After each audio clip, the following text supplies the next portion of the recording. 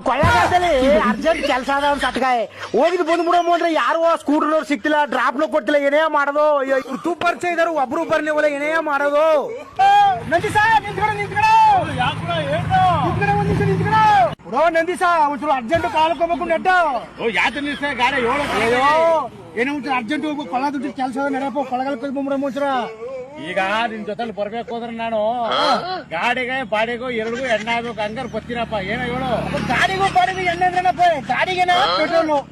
ನಿನ್ಗೆ ನಿನ್ ಬಾಡಿಗೆನಪ್ಪ ಬಾಡಿಗೆ ಈ ಏನಪ್ಪ